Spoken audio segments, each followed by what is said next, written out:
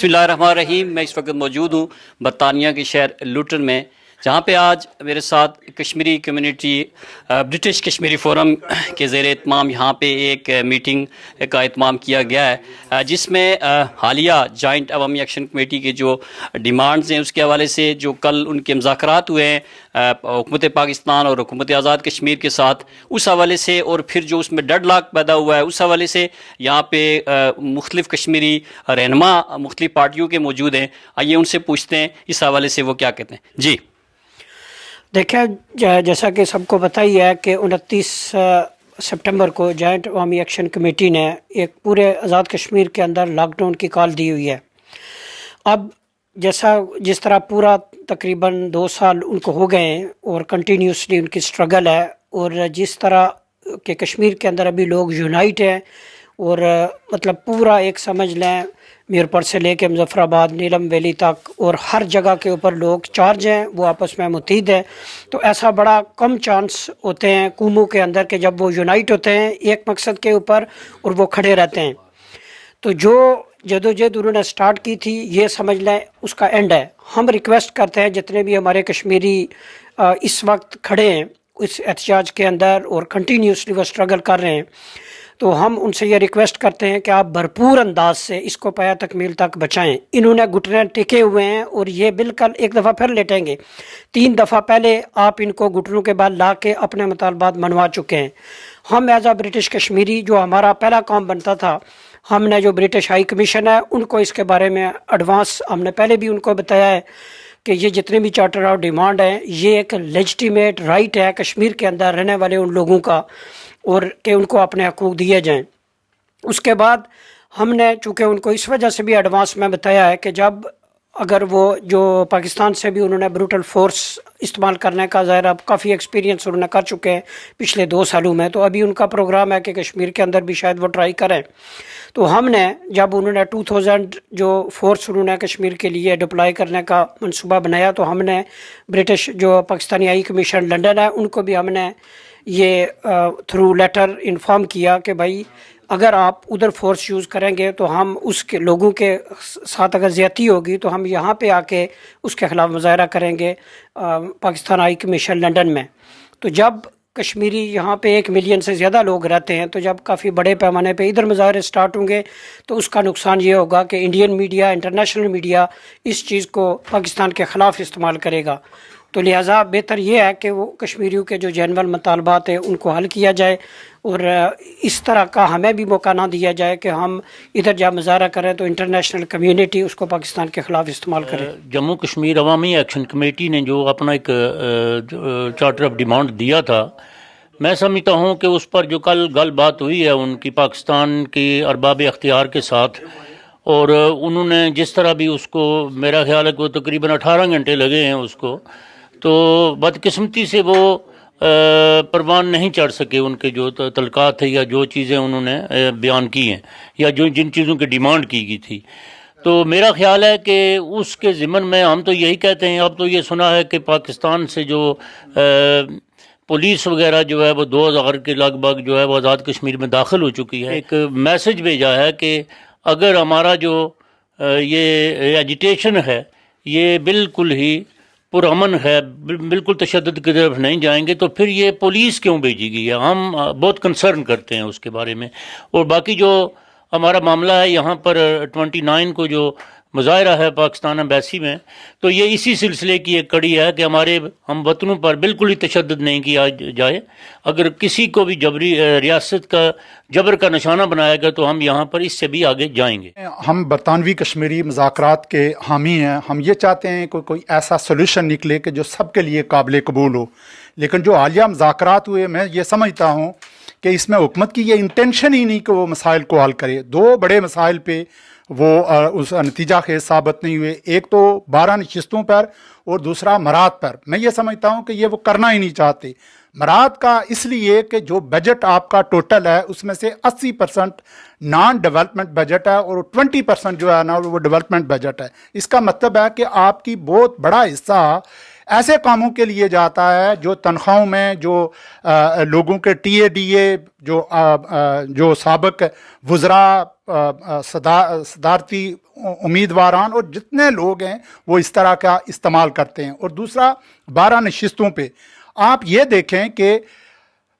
यहाँ बरतानिया में 1 मिलियन के करीब कश्मीरी रहते हैं, उनकी एक नशिस्त है और 30,000 वादी के लिए आपने 6 नशिस्तें रखी हुई हैं। और ये सिर्फ करप्शन का एक गढ़ है कि हमेशा वो नशिस्तें उन लोगों को देते हैं कि 85 से जब तक मेरा थोड़ा बहुत सियासी शऊर है कि आज तक वहाँ वही हुकूमत बनी है जो पाकिस्तान में हुकूमत होती है। आपने देखा होगा कि सनाउल्लाह साहब के मुंह से ये निकल गया कि 10 नशिस्तें जो है ना हम पंजाब से आपको दे देंगे। ये 12 नशिस्तें जब आज़ाद कश्मीर में जाते हैं तो फिर ये हमारा उस जो जमहूरी प्रोसेस है उसका भी तमस्खुर उड़ाते हैं। अगर 30,000 लोगों के लिए 6 नशिस्तें हैं तो फिर ये 10 लाख जो बरतानवी कश्मीरी यहाँ रहता है तो उसके लिए तो कम से कम 20 नशिस्तें होनी चाहिए। तो मैं ये समझता हूँ कि ये हुकूमत पाकिस्तान जानबूझकर ऐसा काम कर रही है और इसके लिए मैं ये समझता हूँ कि यहाँ बरतानिया में कश्मीरी और all around the world, Europe में, अमेरिका में ये सारे लोग एक्शन कमेटी के चार्टर ऑफ डिमांड के साथ जुड़े हुए हैं। अगर वहाँ हमारे लोगों पे सख्ती हुई, वहाँ कोई तशद्दुद हुआ तो यहाँ से एक सख्त मज़ामत होगी। यहाँ हम आलमी इंसानी हुकूक की तंजीमों को लिखेंगे, यहाँ जो सफारती वहाँ सफारत खाने मौजूद हैं उनके सामने जाएंगे, भरपूर मुजाहरे करेंगे। और हम ये नहीं चाहते कि पाकिस्तान के ख़िलाफ़ इस तरह का, चूँकि हम पहले से यासीन मलिक के लिए हमने 10 अक्टूबर को वहाँ एक मार्च रखा हुआ है, तो ये हुकूमत पाकिस्तान को हम मुतनब्बे करते हैं और जो अरबाब इख्तियार हैं कि वो हमें इस नाज पर ना पहुँचाएँ कि हम पाकिस्तान के सफारत खानों के सामने अनलिमिटेड एहतजाज। जम्मू कश्मीर अवामी जो कमेटी है उसने जो भी मुतालबात 38 मुतालबात रखे थे वो मुज़ाकरात से पहले हुकूमत को भेज दिए गए थे और उस पर वो तैयार थे, उस पर बातचीत करने के लिए तैयार थे। तो उससे पहले इल्ज़ामात भी लगे कि ये इंडियन एजेंट हैं, ये तरह तरह के इल्ज़ामात लगे कमेटी पे। लेकिन इस बाद में ये क्या हुआ कि साबित हुआ कि कोई ना तो साइफर था ना कोई ये इंडियन एजेंट हैं, बल्कि ये जायज़ मुतालबात हैं और ये अवाम के जो मुतालबात हैं। और ये बहुत अच्छी बात हुई कि हुकूमत पाकिस्तान की तरफ के 2 वज़रा मुज़फ़्फ़राबाद में आए, वहाँ आके उन्होंने बातचीत की और 12-13 घंटे की एक मुसलसल मीटिंग जारी रही। उसके बाद जहाँ डेड लॉक आया वो डेड लॉक 12 सीटों पर और मरात पे था। तो 12 सीटें जो है ना वो तो उनको पहले भी पता था कि ये नहीं, इस पर बात नहीं होगी। और मरात जो है ना वो ज़ाहिर जो मरात याफ्ता तबका है वो तो कभी नहीं चाहेगा कि उसकी मरात वापस ले ली जाए। अभी हम बरतानिया में रहते हैं, बरतानिया का वज़ीर आज़म है, बरतानिया के वज़रा हैं, जब वो रिटायर होते हैं तो उनको ना तो गाड़ी दी जाती है ना उनको नौकर चाकर दिए जाते हैं, उनको जो पेंशन मिलती है वो उसी पर गुजारा करते हैं, उसी से वो अपने निज़ाम को चलाते हैं। तो हम भी यही चाहते हैं कि आज़ाद कश्मीर में जो बजट आ रहा है, ये जो एक्स्ट्रा मरात दिए जा रही हैं उनको पेंशन दी जाए, ठीक है, उनको पेंशन जो मिलती है उनको दी जाए, लेकिन ये जो नौकर चाकर, गाड़ियाँ, पेट्रोल, ये जो अखराजात हैं ये आज़ाद कश्मीर की हुकूमत, आज़ाद कश्मीर की जो अवाम है उस पर खर्च किए जाएँ, ना कि चंद लोगों पर खर्च किया जाए। और जो 12 सीटों का मसला है वो हमेशा आज़ाद कश्मीर में, ये जो कायदीन आज कह रहे हैं कि जी के ये पता नहीं किस एजेंडे पे बात कर रहे हैं, एजेंडा तो यही है कि 12 सीटें, आप जब हुकूमत में नहीं होते तो फिर उससे कहते हैं ये ब्लैकमेल हो रहे हैं, 12 सीटें आ रही हैं, लेकिन आज फिर उनके हक़ में भी बोलते हैं जब हुकूमत में होते हैं, जब बाहर होते हैं आप उनके ख़िलाफ़ बोलते हैं। तो हमारा यही मुतालबे हैं, जो अवाम के मुतालबे हैं, ये किसी ज़ाती किसी एक बंदे का या किसी 2 शख्स का मुतालबा नहीं है। तो जो भी मुज़ाकरात होते हैं वो बंद कमरों में होते हैं, लेकिन जो कश्मीर कमेटी थी, कमेटी के जो अरकान गए हुए थे वो अवाम के नुमाइंदे थे, उन्होंने अवाम की, कश्मीरी अवाम की बात की और वो उससे पीछे नहीं हटेंगे। ये जो महाजरीन की सीटें हैं ना, ये बहुत बड़ी मुनाफकत, नौसरबाजी और डकैती है ये हमारे हक पे। तो ये इनके ज़रिए से ये हमारा पूरा जो जमहूरी मैंडेट है ना आज़ाद कश्मीर के लोगों का, ये बुलडोज कर दिया जाता है। इसके ज़रिए से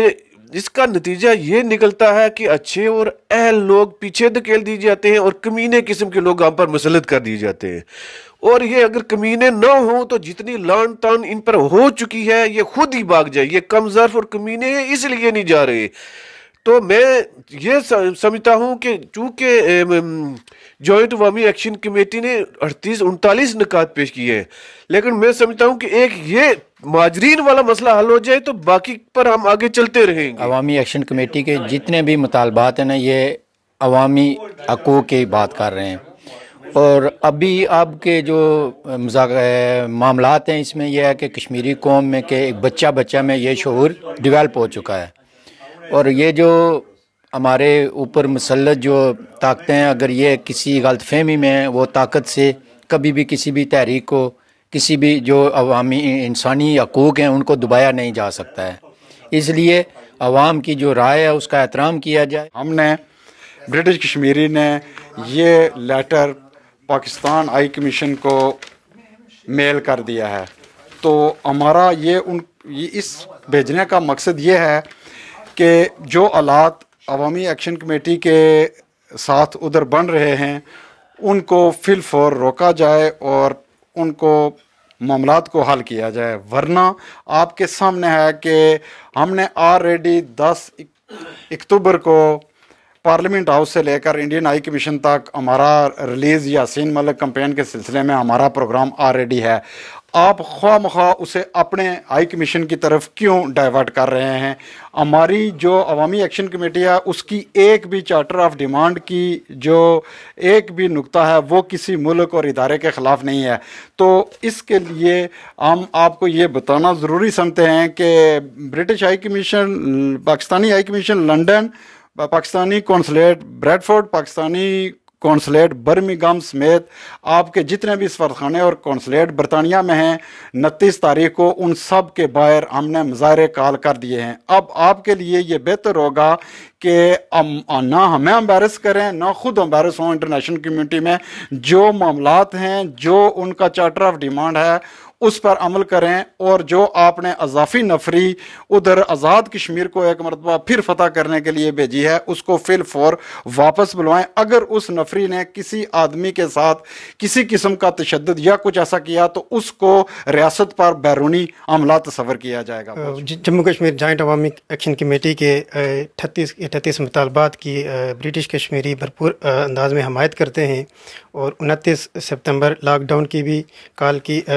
مکمل اس کو آن کر رہے ہیں، اور حکمرانوں کو یہ متنبہ کرتے ہیں کہ جلد از جلد ان مطالبات پر عمل درآمد کیا جائے، اور اگر کسی بھی طرح سے ریاستی اداروں نے تشدد اور گرفتاریاں کر کے اس آواز کو دبانے کی کوشش کی تو برطانیہ بھر میں موجود برٹش کشمیری پاکستانی سفارت خانوں کے باہر اپنا مکمل احتجاج ریکارڈ کروائیں گے اور زبردست مظاہرے کریں گے۔ آج ہم یہاں پر برطانیہ میں رہنے والے کشمیری اکٹھے ہوئے ہیں، اور ہم نے جتنی بھی جوائنٹ عوامی ایکشن کمیٹی کی طرف سے ان کی 38 ڈیمانڈز تھی، ہم نے ان کی بھرپور حمایت کا اعلان کیا ہے، اور جو بھی وہ مظاہرہ کر رہے ہیں اس کی ہم بھرپور سپورٹ کرتے ہیں۔ اس کے بعد جو فورس کے استعمال کے حوالے سے خبریں آ رہی ہیں کہ 29 سپٹمبر کا جو لاک ڈاؤن ہے اس کے خلاف اگر فورس کا استعمال کیا گیا تو ہم برطانیہ بھر کے اندر جو ہائی کمیشن ہیں پاکستان کے ان کے باہر بھرپور مظاہرہ کریں گے، اور اس کے علاوہ جو اگر دھرنا دینا پڑا،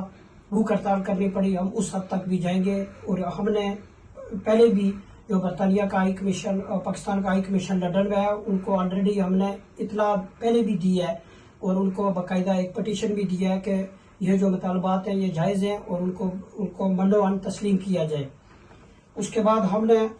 پاکستان ہائی کمیشن لندن کو یہ بھی ایک پٹیشن کی صورت میں دیا ہے کہ اگر یہ مظاہرے ہم یہاں پہ کرتے ہیں، حالات خراب ہوتے ہیں کشمیر میں، تو اس کا رد عمل یہ ہوگا کہ انڈین میڈیا اور جو انٹرنیشنل میڈیا ہے وہ اس کو بھرپور طریقے سے پاکستان کے خلاف استعمال کرے گا، جو ہم نہیں چاہتے کہ یہ ایسا ہو۔